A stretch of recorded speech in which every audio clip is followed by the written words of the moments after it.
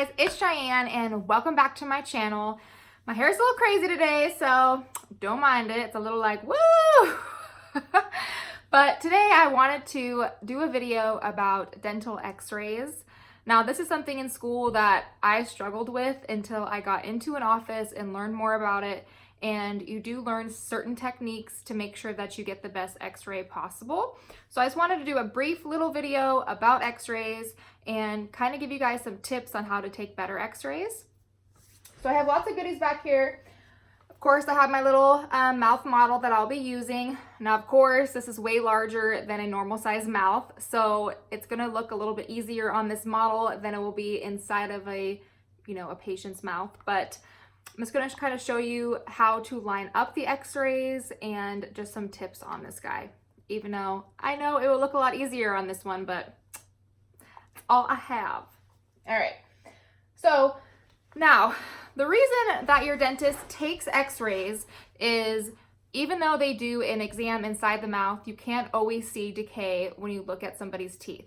You might look at somebody's teeth and just be like, oh, they're beautiful, and not notice that they actually have a cavity. Now, when you take dental x-rays, you can see underneath fillings where decay might be. You can see in between teeth. You can see if a tooth has an infection. And you also can see bone loss, which bone loss is very important too. Now, you can be a person that has never had a cavity in your life, but if you have severe perio disease or bone loss in your mouth, then you can actually lose teeth. And dental x-rays will show bone loss. So I might take an x-ray of a tooth and it might not have a cavity at all, but it might have severe bone loss and that tooth might need to come out. It might need to be extracted. So these are all reasons why your dentist will ask you to take dental x-rays. All right, so the first XCP, which is what these are called, we're gonna talk about today, is a bite wing. Now, a bite wing has a straight arm. It's a red color like this. And this piece is the piece that you're going to line up your x-ray machine, the cone part 2. So the difference between a bite wing and a PA is a bite wing x-ray will get a picture in between the teeth. And the most important thing when you take a bite wing x-ray is you want to make sure that the contacts are open. And I'll be inserting some photos in between here when I'm talking about open contacts or closed contacts or things that you would like to achieve getting an x-ray. But yeah, the most important thing is doctors will use this so they can see in between the teeth to see if there's a cavity. So you have to make sure that your contacts are open, that they're not overlapped. So by doing that, now everybody, you'll learn this when you're in an office, but usually take about 4 bite wings per patient. There's a posterior bite wing and an anterior bite wing, and you do that, of course, on the left and the right side, which equals 4 bite wings. So the first one you will take is a posterior bite wing. So we'll say this is your patient's mouth, right? When you place your bite wing in there, you want to go to the back. And I'll show this way. So you go all the way to the back of the mouth here, and you have them bite. Now, so they're biting like so, and then you would line up your x-ray here to take the picture. Now, the posterior bite wing is best. You want to make sure you get behind the wisdom tooth if they have one, or behind the back molar, whatever. You want to make sure you're behind that back tooth because you want to make sure there's no decay behind that tooth. So you have to go pretty far back. Now, that's the goal of the posterior bite wing. Now, posterior bite wings are really hard to get the contacts open on. It took me a little bit of practice to do this, and I still sometimes cannot do it. So you push back the x-ray, you want to make sure you're behind that back tooth. You line it up. Now, as you take more x-rays, you'll learn it's easier, which is so hard not having a cone to show you guys. But your cone, you kind of want it to be, you don't want it to be straight on. You want the cone to be kind of tilted this way. Just a little bit though, not a lot. And that will kind of help open up those contacts. But again, it takes practice. The thing you want to work on when you're first taking x-rays is the posterior bite wing. Oh, so these words. The posterior bite wing, you want to make sure it's behind the last tooth. You want to make sure you can see behind that back tooth.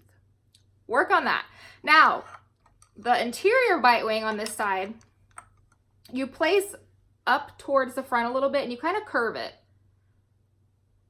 Now you can place it up here if you'd like, or down here and have the patient bite down, whatever is easier for you.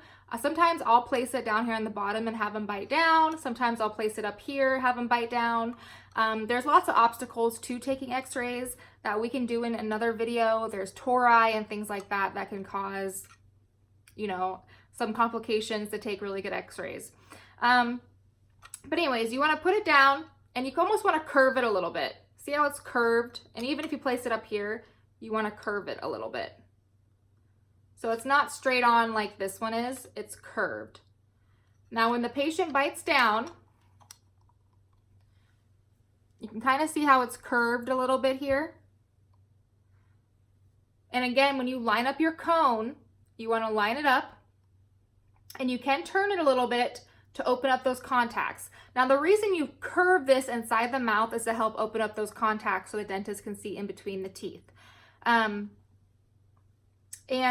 the goal for the anterior bite wing is to get the back part of the canine tooth, the distal portion of the canine. Now, even when you take your exams and everything, when they look at your anterior bite wing, they're gonna make sure that you get that distal portion of the canine, which the canine, of course, is right here. So you wanna make sure that in your x-ray, you're at least getting the back part of the canine or the contact in between the premolar and the canine. These two right here. So that's your goal for the anterior bite wing. And of course you do it on the other side as well.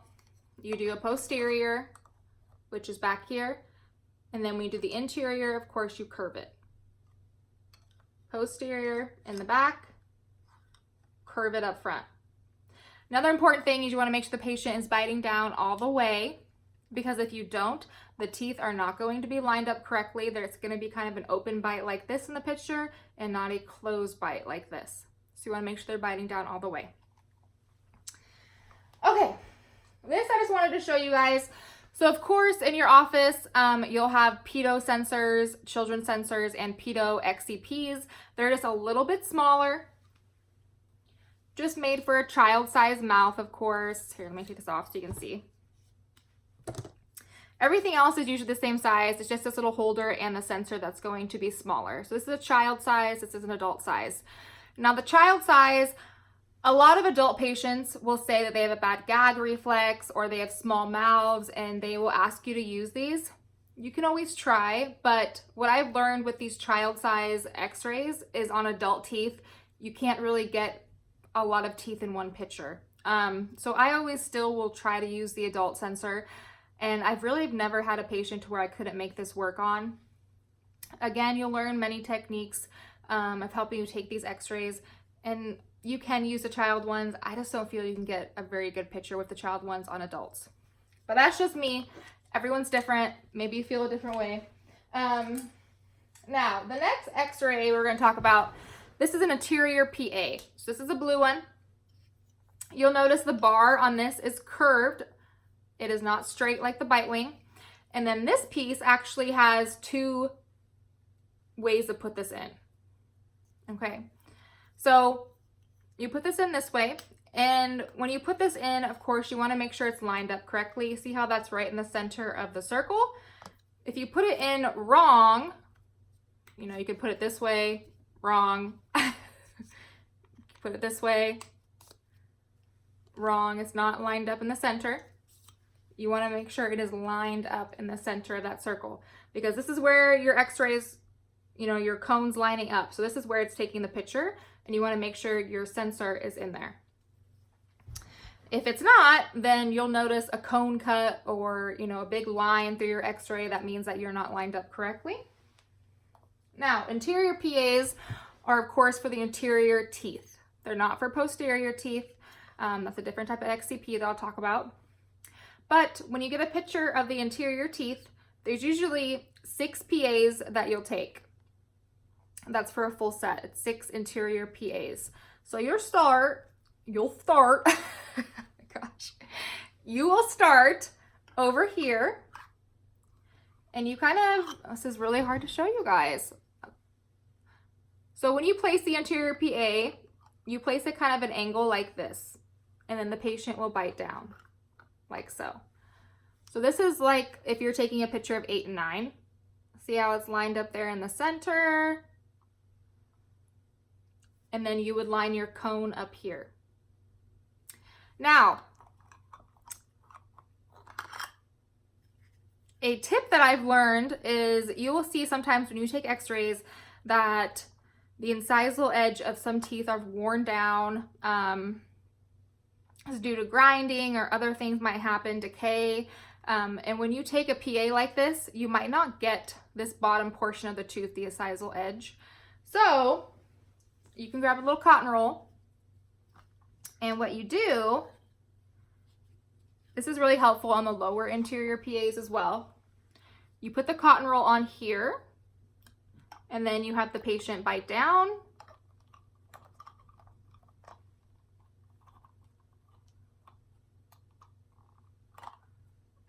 Still really hard to show you guys with one hand. Okay, let me line this up better. Okay. So you put the cotton roll in between the XCP and the teeth. What this does is kind of lowers the x-ray a little bit, so you're able to get the incisal edge or the bottom of the tooth, which is what your doctor's going to want because there might be a chip, there might be decay, and he's going to want to see the full tooth. Now, you'll take that x-ray. So you'll get a picture of the canine and the incisor, and then 8 and 9, and then you'll get a picture of this side, and then you'll do the lowers. Now, the cotton roll works great on the lowers as well, because when you place this in here sometimes, when a patient bites down, it won't get the incisal edge of the tooth, or it's too far down to where it's going to get the jawbone down here, and it's going to make these teeth look really, really long or short depending on your angle. So the cotton roll is really helpful down there as well. And I'm just going to put the cotton roll in there to show you guys. But there. So you just put the cotton roll in there and have them bite on the cotton roll, and the cotton roll is in between the XCP and the teeth to help with that. Okay? So this is an anterior PA. Only for anterior teeth. And of course, the goal of an anterior PA is to get the full tooth. That's why you can use the cotton roll. You want to make sure you're getting the apex as well, the root of the tooth, all of that. Not just like a certain section, the whole tooth. And they do have pedo PAs as well. Okay. The next type of x-ray is your posterior PA. This one again has the curved arm, but it's yellow and it's shaped differently. See how they're shaped differently? And then you have your ring, of course. So these, of course, are used for your back molars or back premolars, posterior teeth. Now, these ones are a little bit tricky to get the angle right. You'll do a lot of foreshortening at first, which means that you're going to make the tooth look a lot smaller than it is, but you'll learn your angles. The most important thing is you want to make sure you get it, of course, the back wisdom teeth are going to be the hardest to get with this, back teeth, just because people don't like things all the way back there, but just try to get back there as far as you can. I always find it easier to go into the mouth. Let's see if I can show you guys this. Go into the mouth with an angle. Maybe it was easier this way. So you want to go into the mouth kind of like this and not straight on. So you want to tilt it up like so and then place it so when the patient bites down on it, it's more at an angle.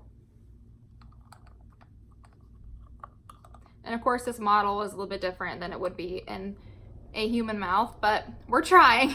But it's easier to place it at an angle like so. Now you want to make sure you get the full tooth in this picture as well, the apex, because you want to make sure that there's no infection, the root, all that good stuff. And then of course it's posterior, so you do a back posterior, a front posterior to get the premolars, and then the bottom teeth, like so. So you place it upside down, and then you bite down, like that. And of course you'd move it back a little bit further to get the back teeth, and then up to get this teeth.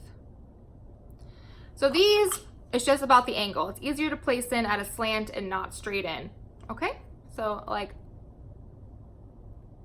I guess I could show you on myself, but a slant like this.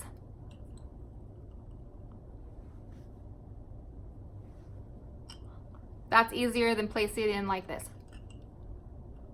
Because then the patient, their palate, their hard palate is hitting this. So it's a lot easier to place it in like so. And then the bottom, I guess I could just use my own mouth. The bottom, of course, you're gonna have a tongue and everything. You wanna go in between the tongue and the teeth.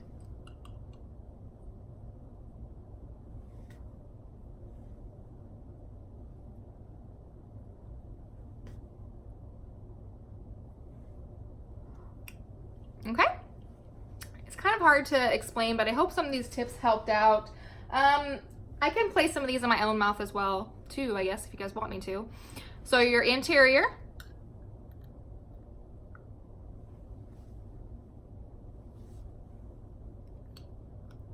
And then, of course, your bottom.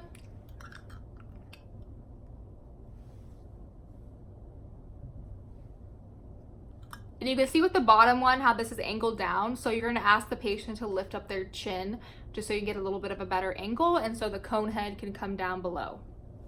So I always ask them to lift their chin up a little bit. And then the bite wing. Honestly, the bite wing is the easiest for the patient.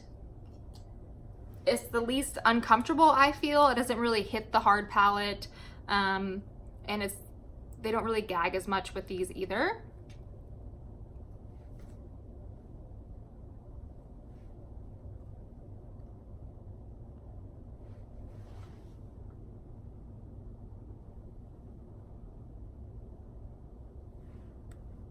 Now, do you see when I placed the anterior bite wing, how I curved it? That's really important, so you get the distal side of that canine and you open those contacts with your x-ray. I'm gonna show that again. So when you go back, it's straight back. That's the back posterior.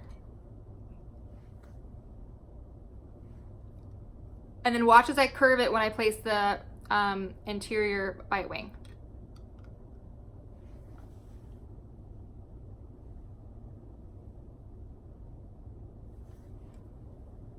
Okay, curving it is really, really important. It will open up those contacts. Now, usually your posterior bite wings, if your contacts are closed, it's okay as long as you get the back of the last tooth so you can see if there's any decay. But that anterior bite wing, your doctor is really, really gonna want those contacts to be open so they can see if there's any decay in between them. It's really important. It's like the most important thing of a bite wing. And then of course there's other x-rays you can take. There's PA machines, panos, you know, those take pictures of the full jawbones.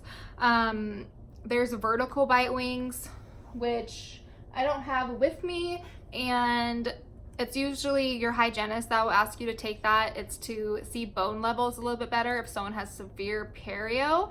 And basically, instead of a bite wing being shaped like this, it's gonna be shaped like this, just so they get more bone levels. There's also other gadgets that help x-rays. There's endo ones, so you can get pictures of root canals easier. There is something called a snap array. And I don't have one of those either, but it just holds the sensor so you can place it a little bit easier, and the patient can actually hold on to it like the handle. But yeah, this is very basic of x-rays. I'll probably do a couple more videos about x-rays because they can be a little bit complicated. But if you have any questions down below or any videos that you would like to see, please let me know. And I hope you guys enjoyed this video and found it useful. And yeah, I will see you guys in the next video, and have a wonderful day. You ain't seen nothing like this. Come on and give me